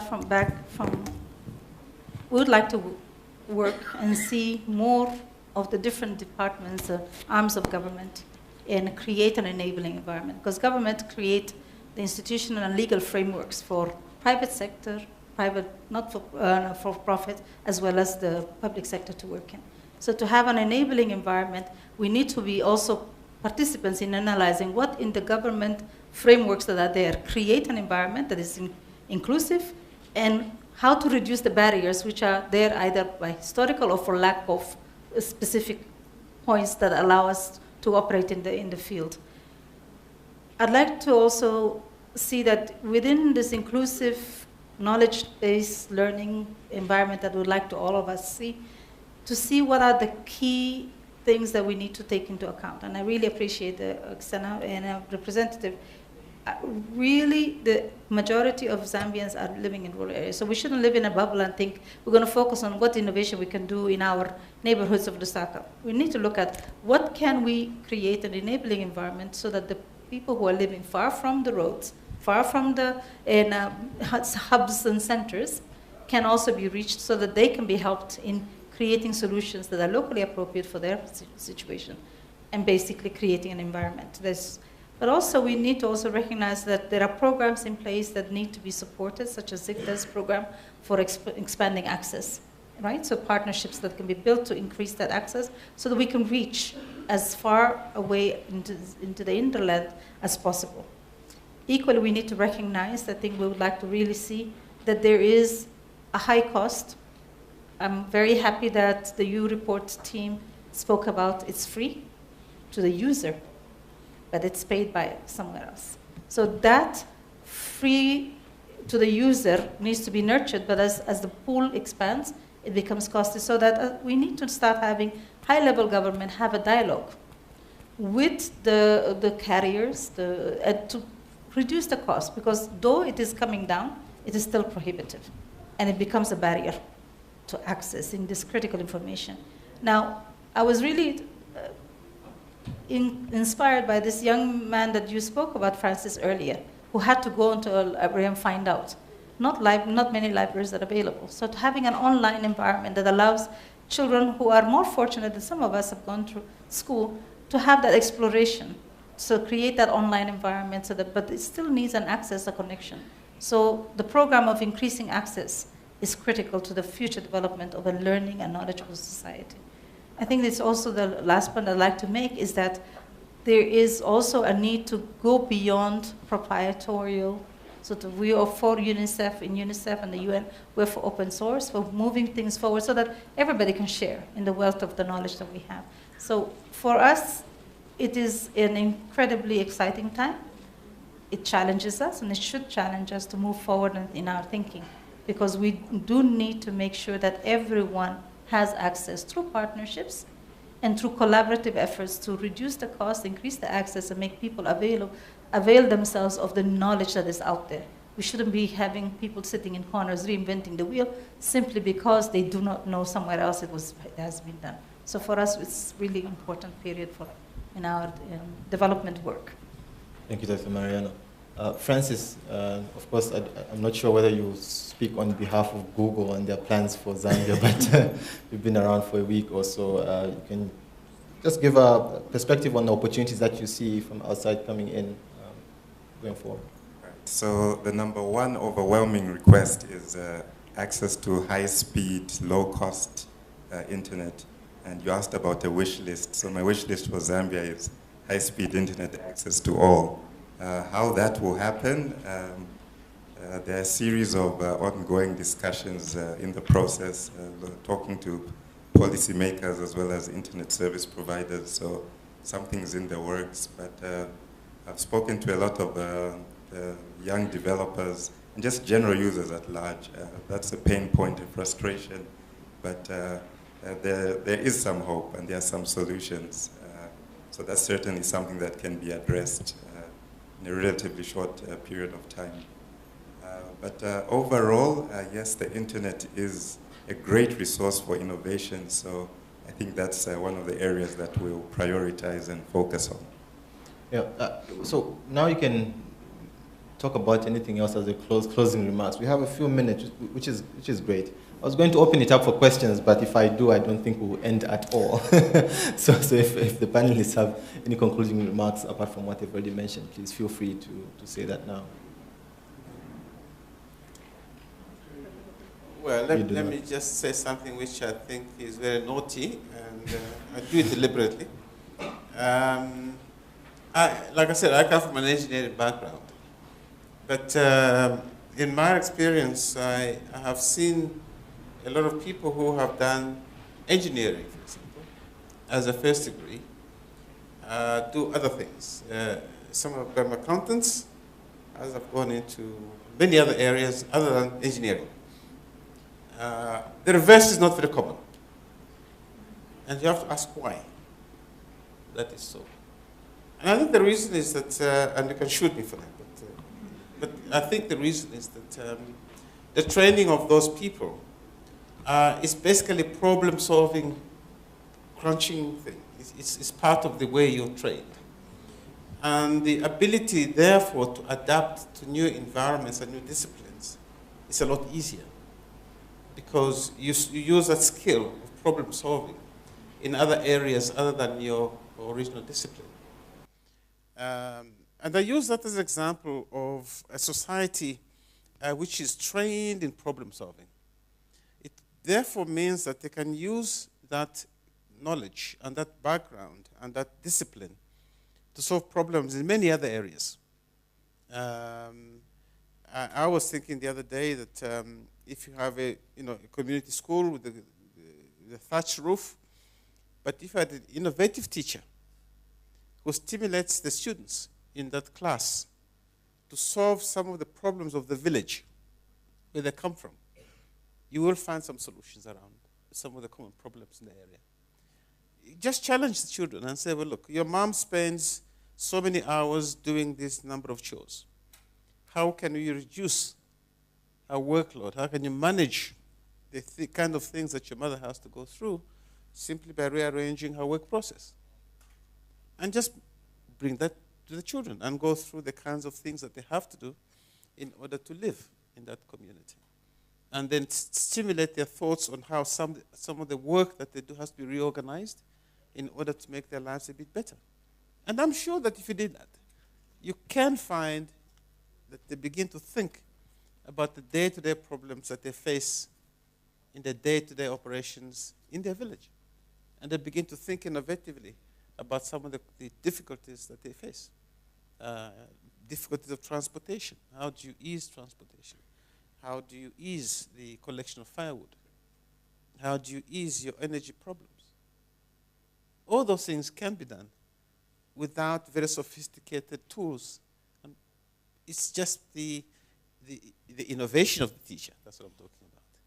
The innovation of the process of teaching, which can inculcate problem-solving capabilities in the people.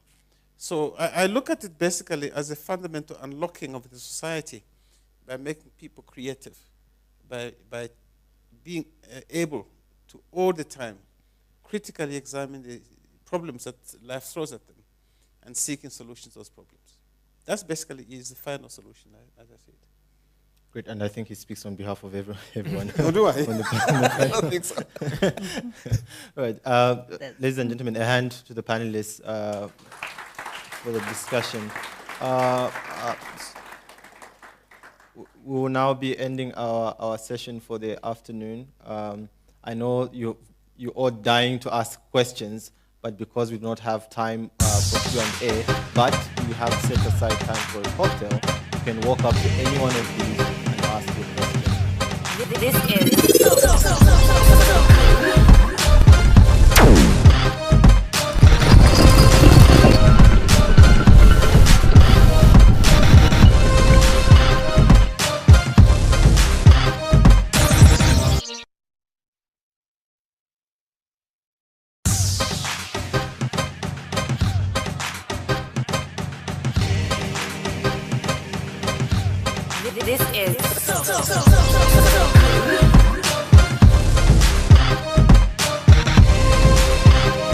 Right now, I'd like to call upon Dr. Lula Mariano, Deputy Representative for UNICEF.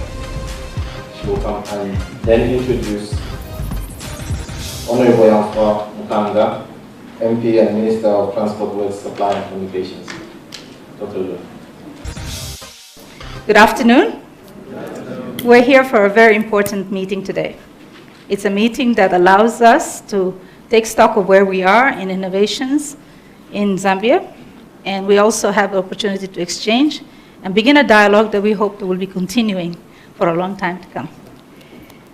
We are privileged in UNICEF to be part of this meeting and this Activate talk because we are particularly keen to have innovation become at the forefront of development.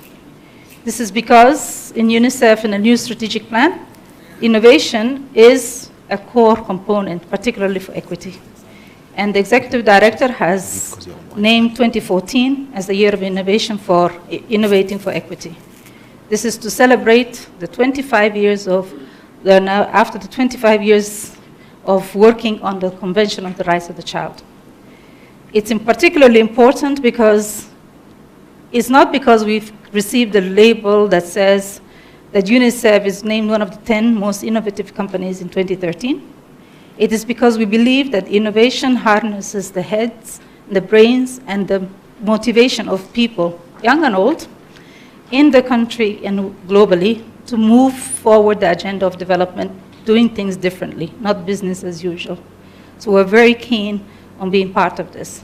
And we thank the opportunity to stand here and in Zambia with everyone, especially the government of Zambia, in moving the agenda forward.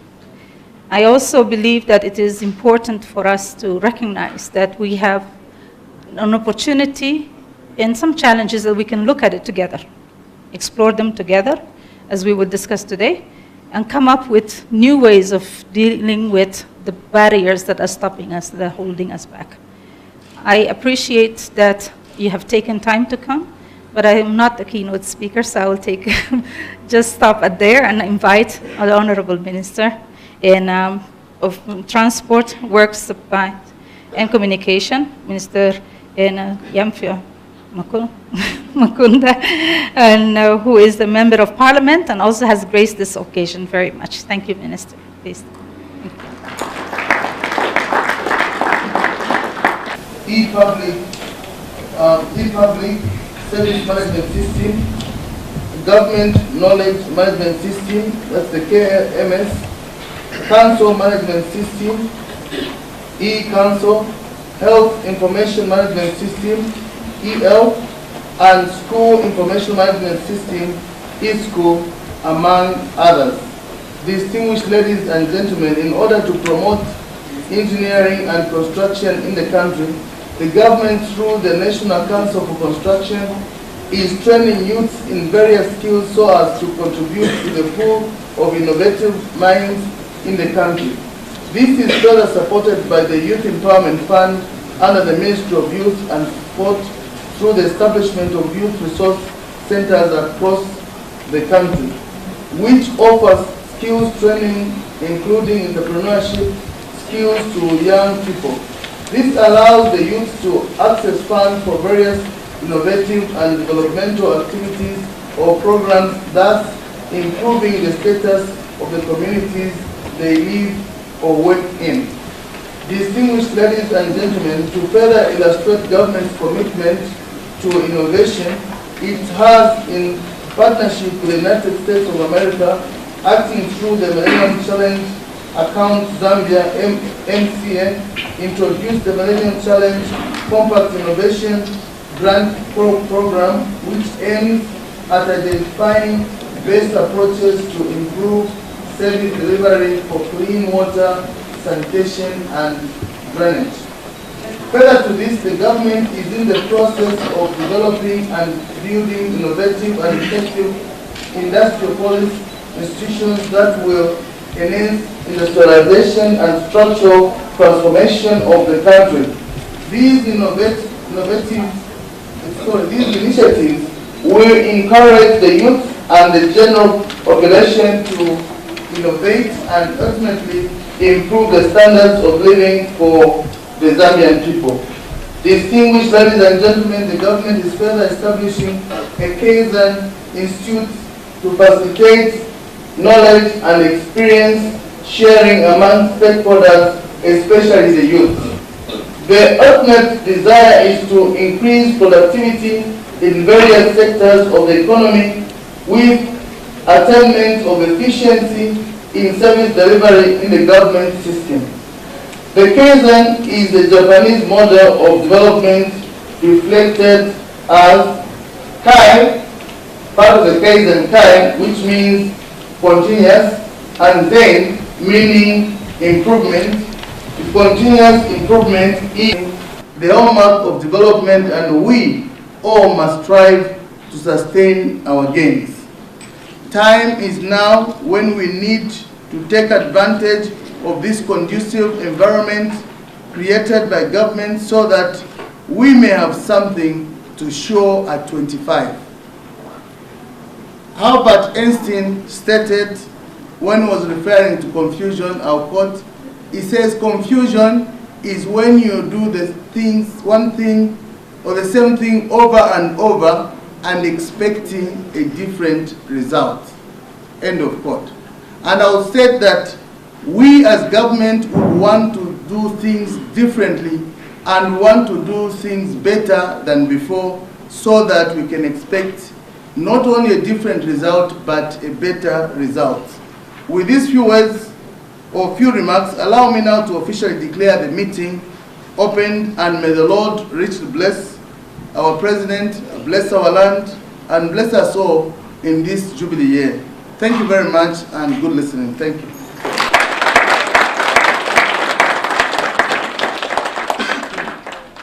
The UNICEF Activate talks bring together innovators, experts, and thought leaders to showcase the latest innovations that can deliver progress on the major issues confronting the most vulnerable and marginalized children in each country.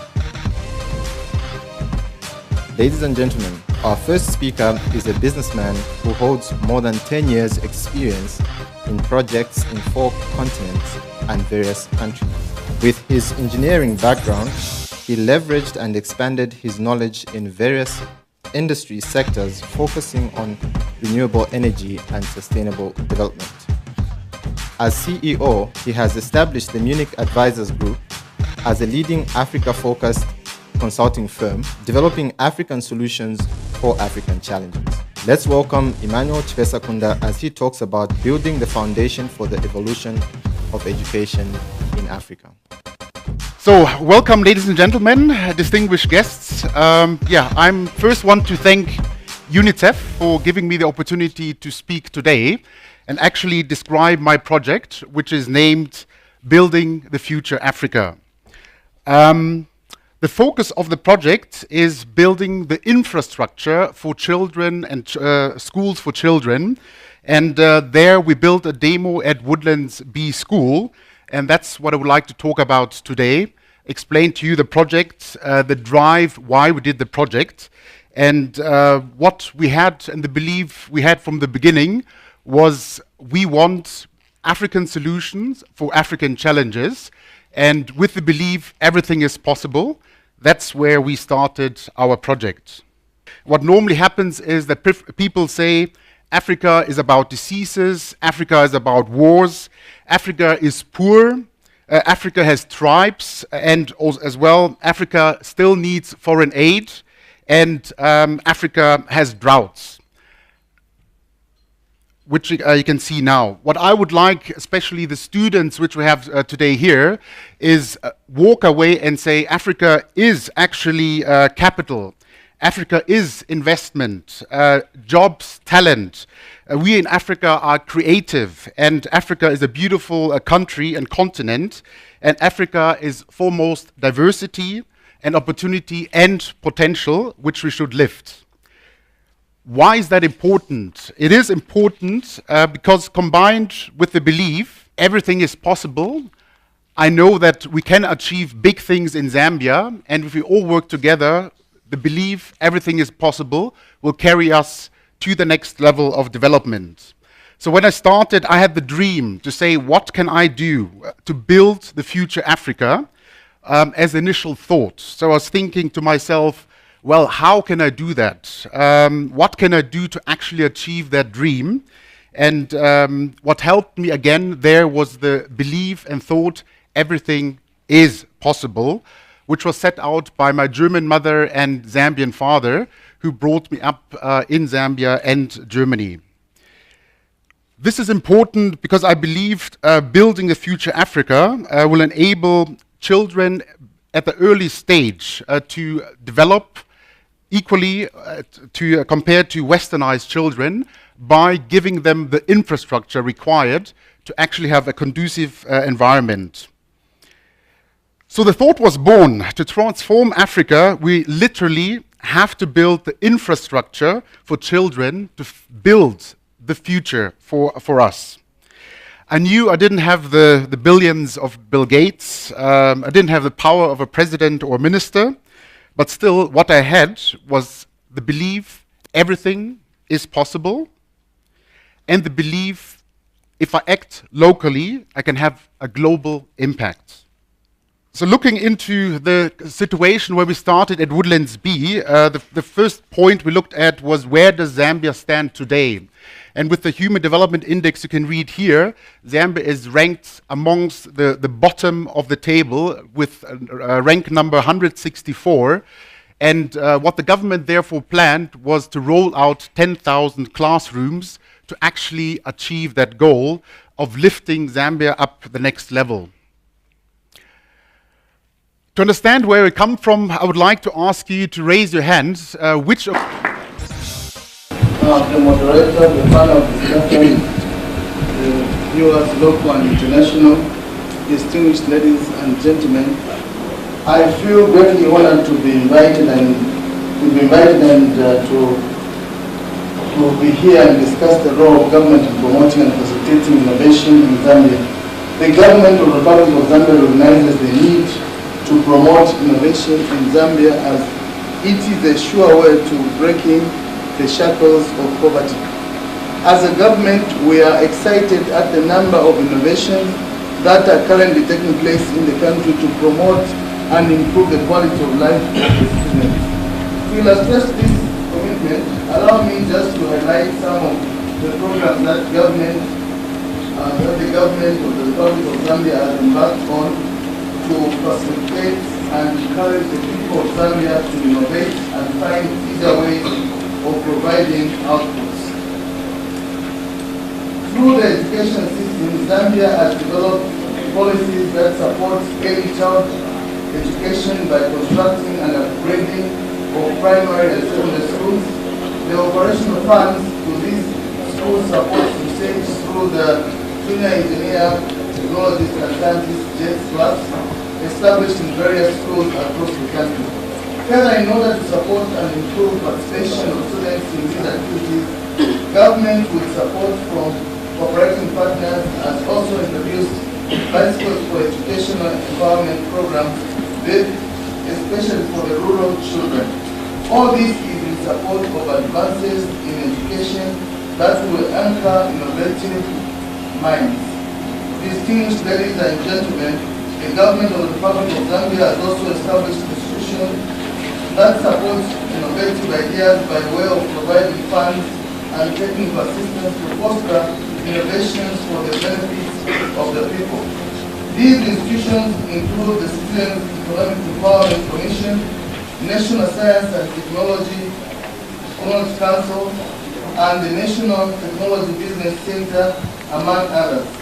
Distinguished ladies and gentlemen, in the area of communication technology, government is increasing accessibility to communication within the country by the installation of additional communication towers in 169 chiefdoms across the country through the Zambia Information and Communication Technology Authority, ZICTA.